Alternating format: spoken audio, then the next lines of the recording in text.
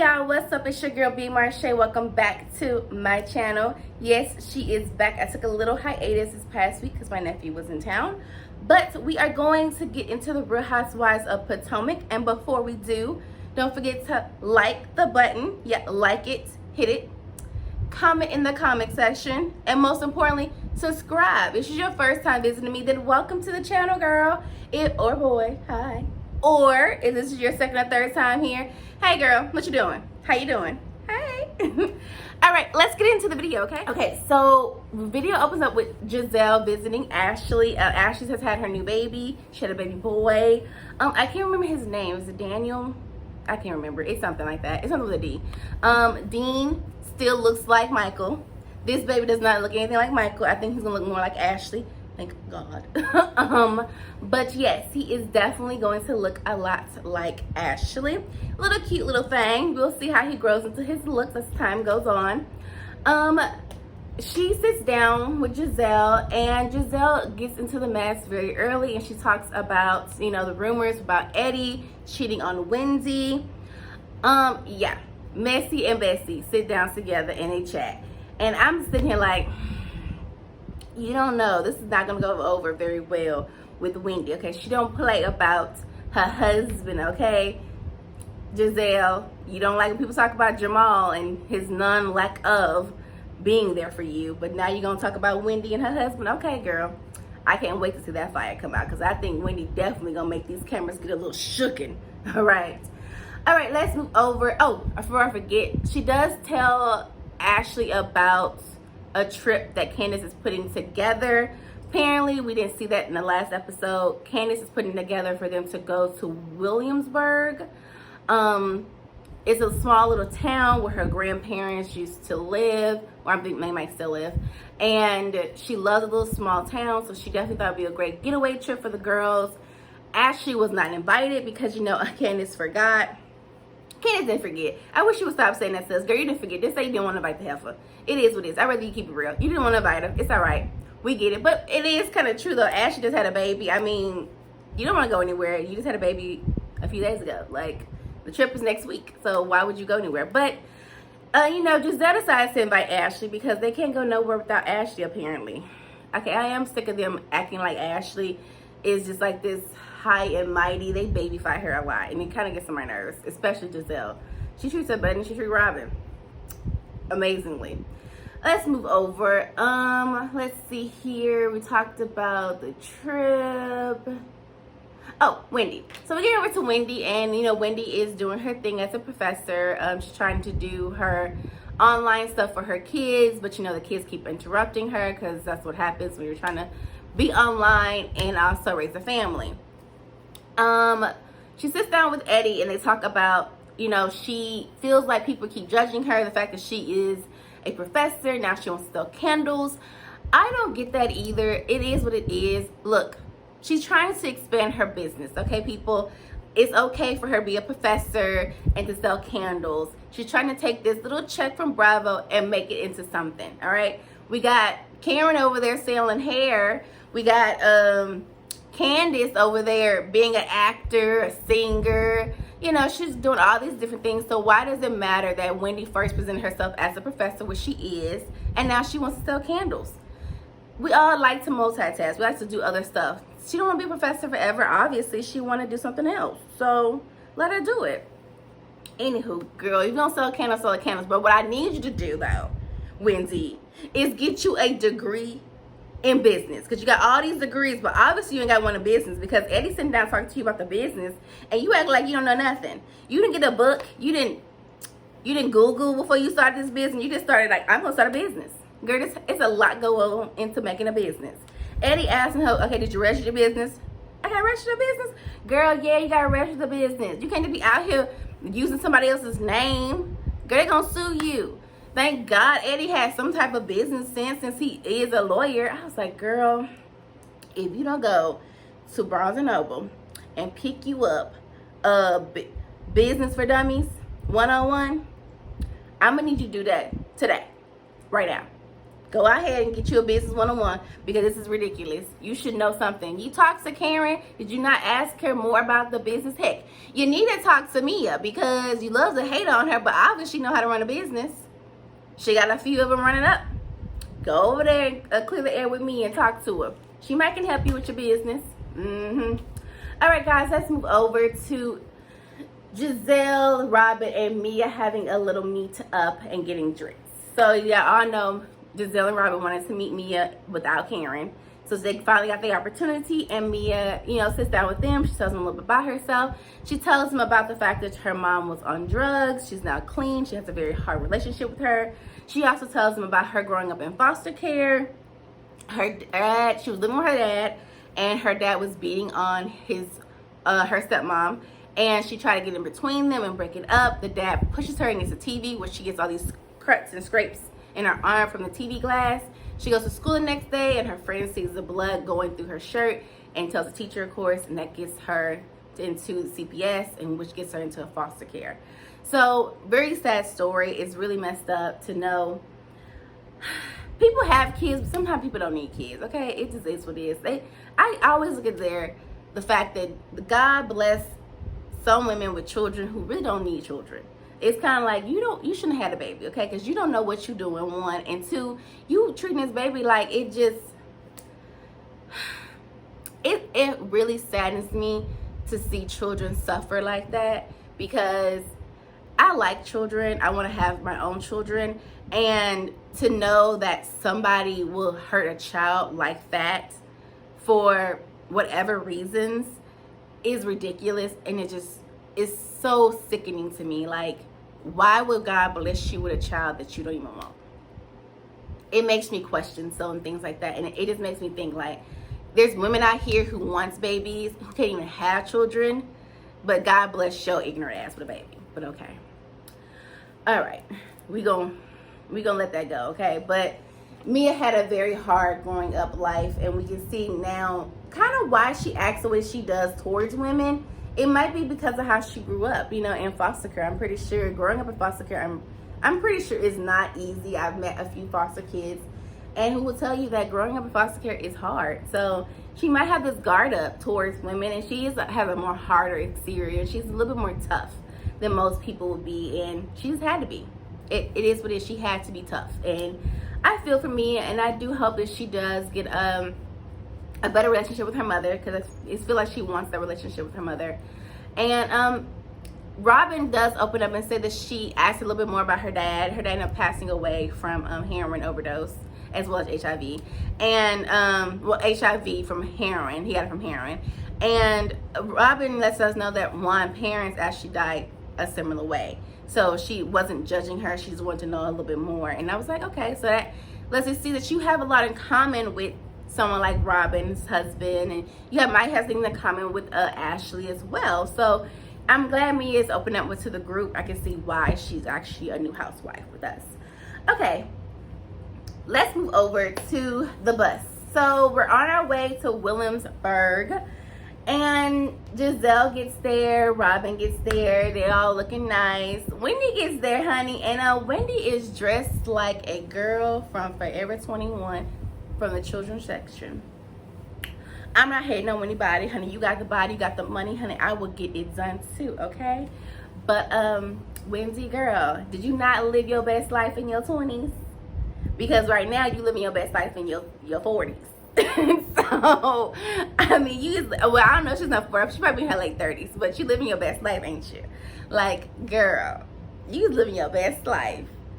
Even Giselle made the comment, like, we met Wendy when she was a little bit more wholesome dressed, but now Wendy is wearing this little bodysuit, got the cuts out, got the little shorts, got the little half over top. I was like, okay, Wendy, looking baddie, like a baddie, got the braids, got the edges on point right now. A little too thick for my liking, but okay, Wendy, you trying to get out here. We see you. I see you trying to let us see that body, yada yada. All right, girl, you got it. You got the money. Let us play out. I mean, Giselle just hating at the end of the day, but Wendy, I am gonna say you is showing a little bit more body than normal. I just think that you haven't lived a certain life, and now you're trying to get that life back. Now that you have the body that you want. I'm not hating, girl. Do what you want to do. I will say just it's a little bit. I would just kind of get you a stylist to help you zhuzh it up just a little bit and show you how to be sexy without having to be overly sexy. It's a way to do it to have a good balance, and I think you'll like it better when you get you a good stylist. Let's move over to Giselle. So Giselle was sitting on the bus and Karen shows up with her nice little pink jacket on. Karen was the only one dressed for the weather, okay? Everybody else was just dressed a little bit not for the weather, especially Wendy. Wendy wasn't dressed for the weather for some reason. So Karen gets on the bus and Giselle is extra bothered. Look here. When I don't like a bitch, I don't see the bitch. Okay, but I don't like you, I don't see you. You don't bother me. I'm not about to let you know you bother me, but Giselle can't help herself. She got to let us and Karen know that she is bothered. And Karen's sitting there like, hey, girls. I mean, honey, I'm not bothered. I'm not about to let you ruin my mood or my day because you bothered by my presence. I don't exist. That's how it goes.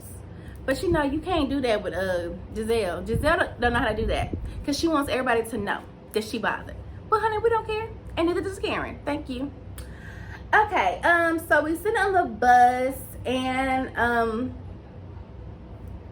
oh, someone brings up that Robin needs another baby because y'all know Juan wants to have a baby. I think it was Candace who said that, and because they were talking about their kids when the conversation was on the bus, and Robin lets them know that she let Juan shoot up the club, and Wendy, for some on God reasons, getting us a little bouncy little twerks. I'm like, girl, you more excited like wash up your club. Girl, calm down. Honey, Robin ain't sitting that excited. She's like, okay, yeah, you shut the club.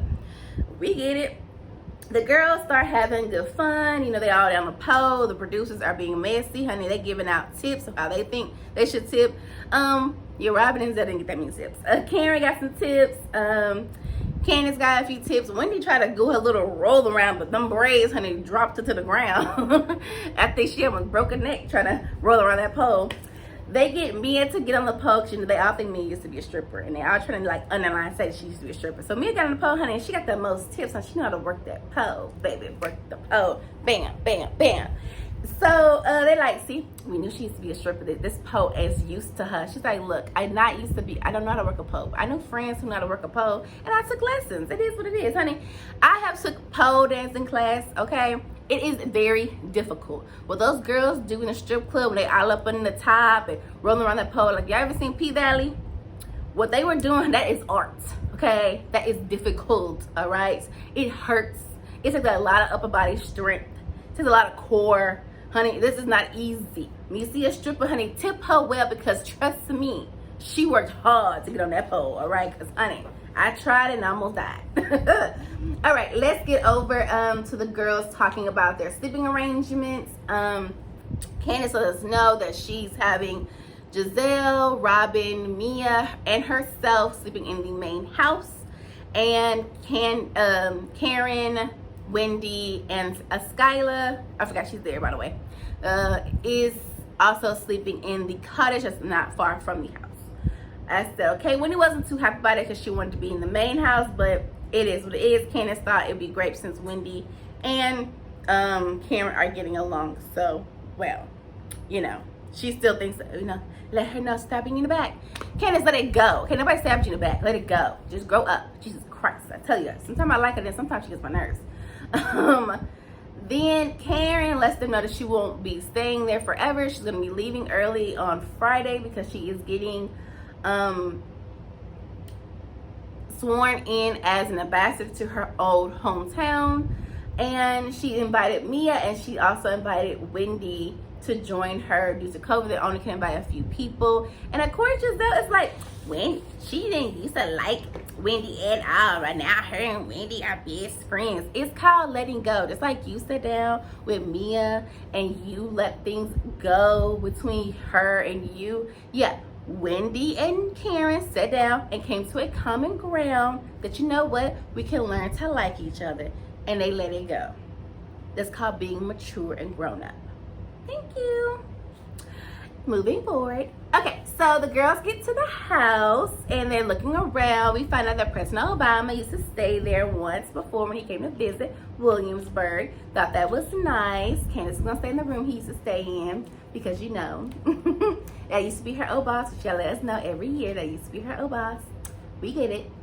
So while they're all sitting down and eating their food, of course, Giselle is still bothered about Karen, and she wants Karen to apologize to her on the things she said at the reunion, which, by the way, that was really Monique. So you really should be getting an apologization from Monique, but she ain't there, so you asked her for Karen. All Karen did was ask you a question. She didn't spread no rumors. She asked you a question. Okay, a question about Jamal that obviously must have been true, because now you're still bothered. So they're all sitting down eating, and all the girls have picked out their rooms, and then Candace lets everybody know who picked out what room. And Robin and Giselle are like, oh, I wish you were upstairs with me, Giselle saying to Robin. And she's like, oh, we think we can move Mia? She's like, okay, so Mia, I'm gonna kick you out your room upstairs and move you downstairs. Come on, say what? Girl, Mia let it go. Okay, Mia let it go, said cool, whatever, as long as I'm in the main house. Mia lets it go.